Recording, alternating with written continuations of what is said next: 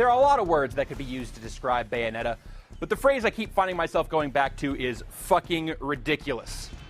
Before you call the expletive unnecessary, consider the titular lead character, who is even more outrageous in practice than she is in concept, and the idea of a sassy English 10-foot-tall librarian dominatrix bullet witch who basically dances her enemies to death is nuts.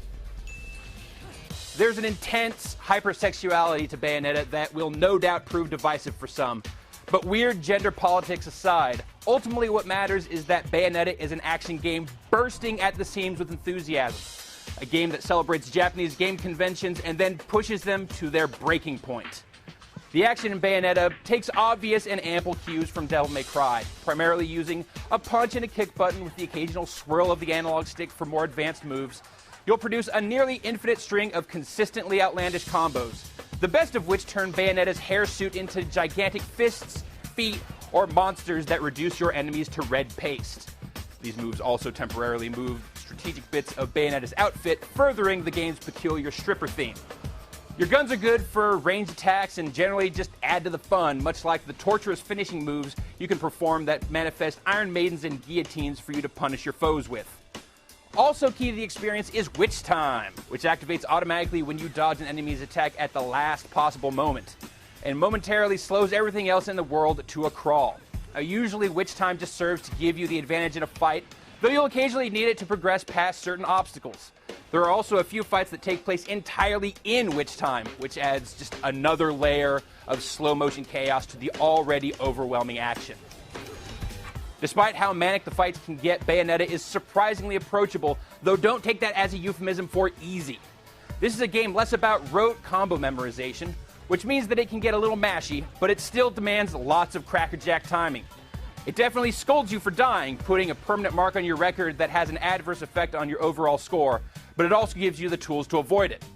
You'll gain access to additional weapons like a katana and alternate guns as you progress, and you'll also collect halos, which look suspiciously like the kinds of rings Sonic the Hedgehog can't seem to get enough of, that you can spend on new moves and various lollipops that restore health, make you temporarily invincible, or give your attacks more punch. Yep, Bayonetta's health item is a lollipop. Deal with it. The game breaks up the rhythm of group fights and multi-life bar-bearing boss encounters with delightfully nonsensical cutscenes, quick-time events, and big, amped-up homages to Sega arcade classics like Hang On and Space Harrier. Mostly, though, Bayonetta keeps you on your toes by constantly pushing just how over-the-top everything about it is. You're just as likely to fight a freaky two-headed dragon while half-naked on the side of a church that's spinning through space as you are on terra firma. When that's your standard, it's possible for just about anything to happen, and in Bayonetta, it usually does. Time to go boom! Visually, Bayonetta is defined by a constant state of information overload.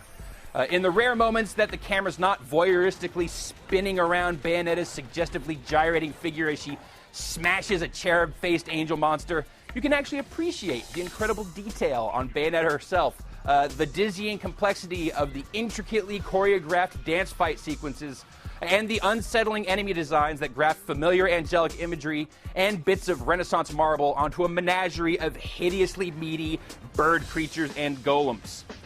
There's a lot of craft to Bayonetta's whole Rococo steampunk aesthetic, but it's just as impressive that the game performs so well when it's awash in layer upon layer of crazy effects, while all of it moves at just below the speed of light.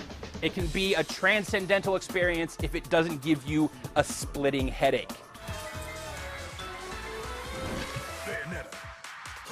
Unfortunately, many of the kind words I have for Bayonetta are reserved for the Xbox 360 version, as the PS3 version suffers from crippling performance issues.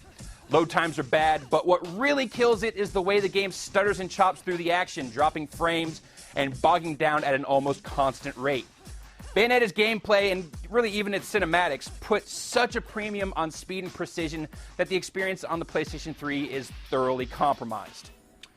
For as many different games as Bayonetta specifically recalls, there's really nothing quite like it. It's definitely going to be a divisive game for many, but whether you like it or not, I get the feeling that the developers made exactly the game they wanted to.